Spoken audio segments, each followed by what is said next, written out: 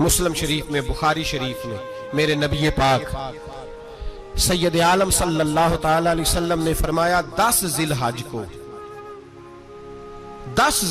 کو اللہ کی نظر میں ابن آدم کا سب سے پسندیدہ عمل، لیکن نا 10 ذی الحج کو، کل 10 ذی الحج ہے تو بڑے کام ہوں گے، فجر کی نماز بھی ہوگی، تکبیرات تشریق بھی پڑھی جائیں گی۔ آج فجر سے شروع ہو گئی نا، 9 کی فجر سے لے کر 13 کی عصر تک تکبیرات تشریق پڑھی جائیں گی۔ اللہ اکبر، اللہ اکبر، لا الہ الا اللہ واللہ اکبر، اللہ اکبر وللہ الحمد، اللہ اکبر، اللہ اکبر، لا الہ الا اللہ واللہ اکبر، اللہ اکبر وللہ الحمد، اللہ اکبر، اللہ اکبر، لا الہ الا اللہ واللہ اکبر، اللہ اکبر وللہ الحمد۔ کوشش کریں جب بھی پڑھیں 3 بار پڑھیں۔ تکبیرات تشریق بھی پڑھی جائیں گی، فجر کی نماز بھی کل ہوگی، عید کی نماز بھی ہوگی، لوگ اور بھی کوئی ذکر اذکار کریں گے، لیکن میرے نبی پاک صلی اللہ علیہ وسلم نے فرمایا 10 ذی الحج کو اللہ کو اپنے بندے کا جو کام سب سے زیادہ پسند ہے وہ یہ ہے کہ وہ اللہ کے راستے میں جانور کا خون بہائے۔ حالانکہ نمازیں بھی ہیں، اذکار بھی ہیں، تکبیرات بھی ہیں، سارا کچھ ہے، پر اللہ کو سب سے زیادہ کیا پسند ہے؟ جانور کو قربان کرنا۔ یہ اللہ کو بڑے خوبصورت لفظ نبی پاک علیہ السلام نے فرمایا، قربانی کا جانور قیامت کے دن اپنے سینگوں اور کھروں سمیت آئے گا، اور جس نے قربانی کی ہوگی اس کی بخشش کروا کے اسے جنت میں لے کر جائے گا۔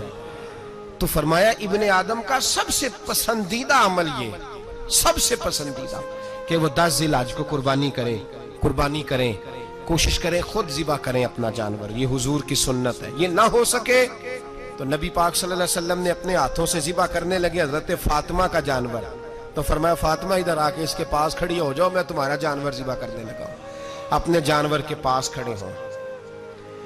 میرے جو بھائی ذبح کرنے کا کام کرتے ہیں نا، قصاب ہم کہتے ہیں، سارے قصاب نہیں ہوتے، بہت سارے لوگ یہ سعادت حاصل کرتے ہیں اور بڑی نیکی کا کام کرتے ہیں، اللہ انہیں بڑی بہترین جزا عطا فرمائے گا، بڑا خیر کا کام کرتے ہیں، لیکن چونکہ رش ہوتا ہے ایسے لوگوں کے پاس، تھوڑی جلدی بھی ہوتی ہے، پہلی تو کوشش کریں تکبیر خود ڈالیں، یہ نہیں ہو سکتا تو قریب کھڑے ہوں۔ ہمارے ہاں ایک رواج یہ بھی ہے کہ 2 بندے ہاتھ رکھتے ہیں، ذبح وہ کر رہا ہوتا ہے تو جس کی قربانی ہوتی ہے اس کو کہتے ہیں تو بھی ساتھ ہاتھ رکھ، ہوتا ہے نا جی بہت ساری جگہوں۔ اب حکم یہ ہے شریعت اسلامیہ کا کہ جب جانور ذبح کریں گے تو پڑھیں گے بسم اللہ اللہ، بسم اللہ اللہ۔ ہاں نبی پاک صلی اللہ علیہ وسلم نے لمبی دعا پڑھی، صحابہ بھی لمبی دعا، انی وجہت وجہی للذی فطر السماوات والارض حنیفا وما انا من المشرکین، یہ بھی پڑھا۔ اور پھر میرے رسول پاک صلی اللہ علیہ وسلم نے یہ بھی کہا کہ اللہ میری طرف سے قبول فرما، میری امت، میری اہل بیت کی طرف سے قبول فرما۔ صحابہ جب جانور ذبح کرنے لگتے پہلے یہ دعا پڑھتے، پھر کہتے اللہم تقبل منا کما تقبلتا خلیل کا ابراہیم علیہ السلام وتقبلتا حبیب کا محمد صلی اللہ علیہ وسلم، اے اللہ ہم سے بھی قبول فرما جیسے تو نے حضرت ابراہیم سے قبول فرمائی اور جیسے اپنے حبیب حضرت محمد صلی اللہ علیہ وسلم سے قبول۔ یہ ساری دعا پڑھیں، اور جب جانور ذبح کرنے لگے تو پھر پڑھیں بسم اللہ اللہ، بسم اللہ اللہ۔ اچھا 2 آدمیوں نے ہاتھ رکھا ہوا ہے، 2 آدمیوں، اب اگر ایک نے بھی نہ پڑھی بسم اللہ اللہ اکبر تو جانور حلال نہیں ہوگا، دونوں کو پڑھنا پڑے گا۔ یہ مسئلہ یاد رکھیں۔ ایک اور بات بھی بتانی ہے آپ کو، وہ بھی آپ نے یاد رکھنی ہے۔ قربانی کے بڑے جانور میں کتنے حصے ہوتے ہیں؟ 7۔ اب 7 حصوں میں 7 کی نیت قربانی کی ہونی چاہیے، 7 کی۔ 6 حصے ڈال گئے، جو چلے تھوڑے سے زیادہ امیر لوگ نہیں تھے، نارمل تھے، انہوں نے 6 حصے ڈال لیے۔ 7واں امیر آدمی تھا، اس کو جا کے کہا یار ایک حصہ نہیں مل رہا، تو چل تو نے تو 2-3 بکرے لیے ہوئے ہیں، تو بھی شامل ہو جا۔ اس نے پہلے تو کہا نہیں یار میں نے اب لے لی ہیں، پھر جب اصرار کیا تو کہا چلو ٹھیک ہے بڑے گوشت کا قیمہ کرا لیں گے، تو اس طرح کرو ڈال لو میرا بھی حصہ۔ اب 6 کی نیت قربانی کی، 7ویں کی گوشت کی، کسی کی بھی قربانی نہیں ہوگی، گئے سارے۔ اب اس کے لیے شرط کیا ہے کہ اس کو بھی آپ، اصل میں ہمیں مسائل نہیں آتے، نہ ہم سیکھتے ہیں نہ پتہ کرتے ہیں، پھر خرابی ہوتی ہے۔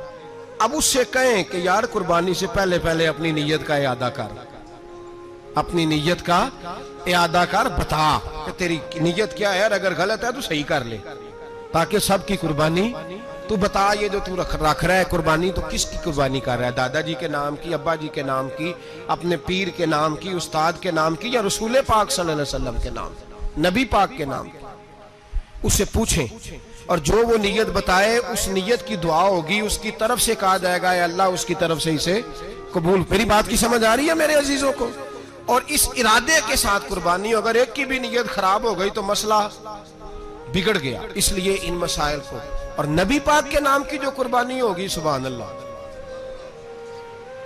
میں کرامات کا زیادہ قائل نہیں، ہم کرامات کے نہیں کیفیات کے قائل ہیں، کیفیات کی۔ اور دین ویسے بھی لفظوں کا نام نہیں، کیفیت کا نام ہے۔ میرے اسا فرمایا کرتے تھے ہم کرامت سے زیادہ کیفیت کے قائل ہیں۔ اگر مرید ساری زندگی کرامتیں سناتا رہے اور کبھی اسے مدینے جانے کا شوق ہی پیدا نہ ہو، کبھی نبی پاک کے نام پہ آنسو نہ آئے، تو پھر کرامت کا فائدہ نہیں، کیفیت تو ملی نہیں اسے۔ ہم کیفیت، اسی طرح ہم نظرانے کے نہیں نظر آنے کے قائل ہیں۔ تو بھائی یہ یاد رکھ لیں، کیفیت کا نام دین ہے، نبی پاک کے نام کی قربانی۔ میں قائل تو نہیں کرامت کا، لیکن ایک بات میں نے اپنے ایک استادوں سے، ایک بزرگوں سے سنی ہے، میرا دل کرتا ہے وہ سنا دوں آپ کو۔ اور بزرگوں کا قول ہے، اصل رنگ جو میں عرض کر رہا ہوں اسی رنگ میں اس کو رکھیے گا، اور جس حد تک میں بات کر رہا ہوں اسی حد تک رکھیے گا۔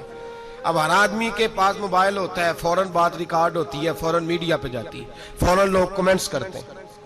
تو بھائی جس حد تک سناؤں اسی حد تک رکھیے گا۔ میرے ایک بزرگ فرمایا کرتے ہیں کہ نبی پاک کے نام کا جانور ذبح کرو،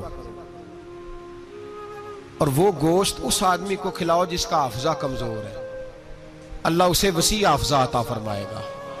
اور فرمایا کرتے کہ میرا تجربہ ہے، نبی پاک کے نام کا جانور ذبح کرو، اور جس آدمی سے کوئی گناہ نہیں نہ چھوٹتا، کسی گناہوں میں الجھ گیا ہے، اسے وہ والا گوشت کھلاؤ، اللہ اس کے دل میں نور پیدا فرمائے گا، اور گناہ سے نفرت ہو جائے گی اسے، جو نبی پاک کے نام کا جانور ہو۔ تو ہم جو سیکھنے والے لوگ ہوتے ہیں، ہمارا دل کرتا ہے کہ چلو تھوڑا سا اپنی طرف سے بھی پوچھ لیں۔ تو میں نے کہا حضور اگر بیمار کو کھلا دیں تو فرمانے لگے کھلا دو، اللہ صحت دینے والا ہے، پر بیمار کے لیے دوائیاں بڑی ایجاد ہو گئی ہیں، گناہ گار کی دوائیاں نہیں ملتی۔ بیماروں کی دوائیاں بڑی ہیں، گناہ گاروں کی نہیں ملتی۔ گناہ گار کو کھلاؤ، اس لیے کہ جو چیز مصطفیٰ کے نام سے منسوب ہو جاتی ہے، رب اس کی بڑی قدر فرماتا ہے، اللہ اس کی بڑی قدر کرتا ہے۔ جو چیز نبی پاک کے نام سے منسوب ہو جاتی ہے، اللہ اس کی بڑی قدر فرماتا ہے۔ میرے نبی پاک علیہ السلام نے فرمایا، میرا کلمہ پڑھنے والا مومن جب دوزخ سے گزرے گا تو دوزخ کہے گی جلدی جلدی گزر جا، جلدی جلدی، جہنم کی آگ کہے گی جلدی جلدی گزر جا، جلدی۔ تو مومن کہے گا تو آگ ہے، تجھے کیا بات ہوئی، پل صراط سے گزر رہا ہے، کیا مسئلہ ہوا؟ اس کے پاس سے گزر رہا ہے دوزخ کے، تو پاس سے گزرتے وقت بھی کہتے ہو جلدی گزر جا، کہیں ایسا نہ ہو کہ تیرے نور کی چمک میری آنکھ کو ہی ٹھنڈا کر دے۔ یہ شان ہے ان کے غلاموں کی، تو سرکار کا عالم کیا ہوگا؟ تو میرے رسول پاک علیہ السلام سے جو شے منسوب ہو جاتی ہے اس کی اللہ بڑی قدر فرماتا ہے، جبھی تو ہماری قدر ہے۔ اللہ فرماتا ہے کنتم خیر امت، تم جس طرح کے بھی ہو سب سے افضل، اس لیے کہ میرے محمد کا کلمہ جو پڑھتے ہو صلی اللہ علیہ۔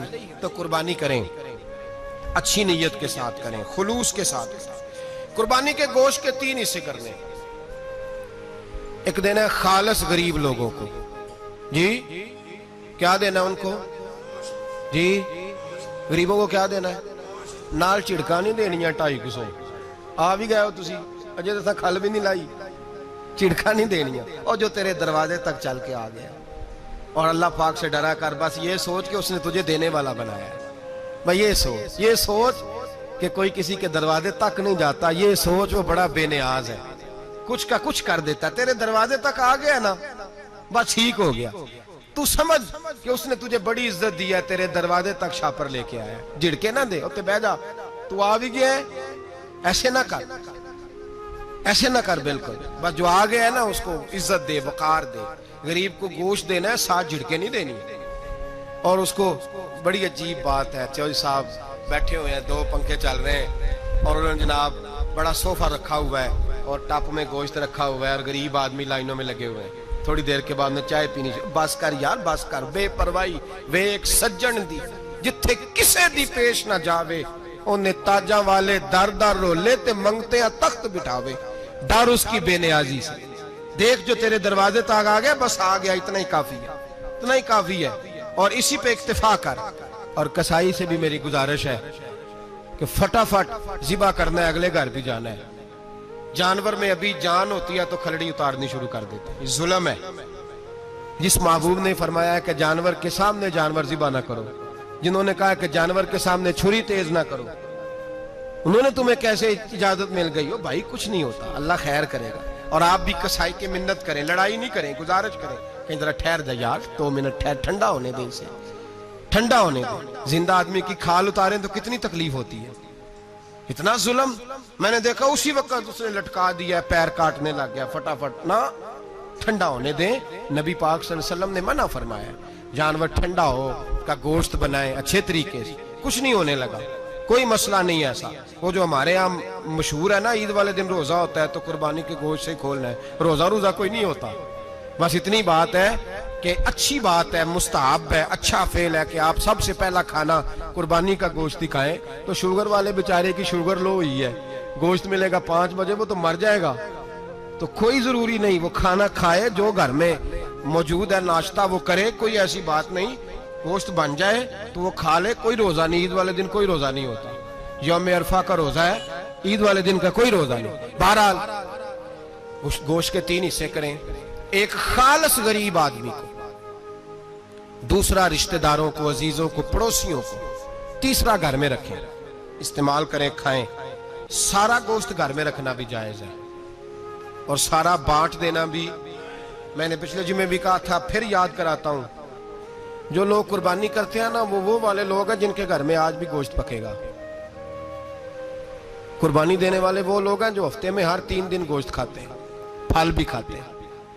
تو آپ تو سارا سال کھا رہے ہیں، ہر جمعے والے دن 3 کلو بکرے کا گوشت آتا ہے، تو جو قربانی کا گوشت ہے وہ بانٹ دیں، سارا غریب کو دیں۔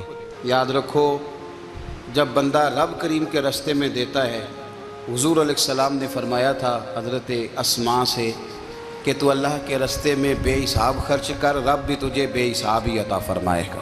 کچھ لوگ شاپر لے کے گوشت لینے آ جاتے ہیں، ان تک میرا یہ پیغام ضرور پہنچائیں کہ ان کے لیے سوال کرنا جائز ہی نہیں۔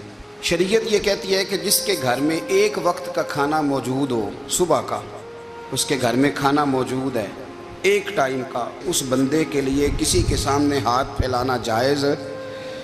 اتنا بھوکا آدمی کہ جس کے پاس اب کھانا ہی نہیں ہے ایک وقت کا بھی، وہ سوال کر سکتا ہے۔ چھوڑیں، سارا سال اگر ہم کسی امیر سے لے کے نہیں کھاتے تو کیا گھر میں ہنڈیاں نہیں پکتی؟ بالکل نہیں سوال کریں، قطعاً کوئی ضرورت نہیں، یہ جائز ہی نہیں ہے سرے سے۔ آپ کو کس نے اجازت دے دی خالی گوشت کی خاطر؟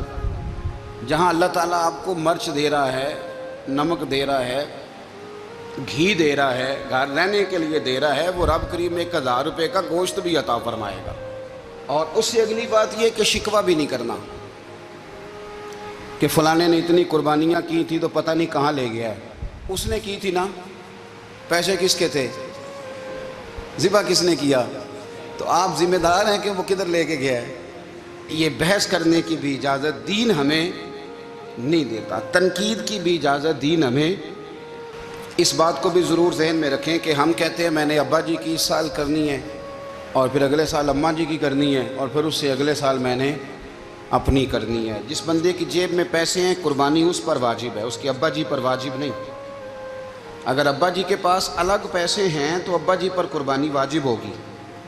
ہاں، اگر آپ کی جیب اجازت دیتی ہے تو آپ 3 قربانیاں خریدیں یا بڑے جانور میں 3 حصے ڈالیں، تو اب آپ 2 والدین کی ہو گئی، ایک آپ کی اپنی ہو گئی۔ لیکن جب تک آپ پر واجب قربانی آپ نہیں دیتے تب تک والدین کی قربانی دینا درست نہیں ہے، کیونکہ یہ دین میں واجب ہے۔ جو نماز آپ پہ فرض ہے وہ آپ نے پڑھنی ہے، اور جو ابا جی پہ فرض ہے وہ ابا جی نے پڑھنی ہے۔ اس مسئلے کو بھی ضرور ذہن نشین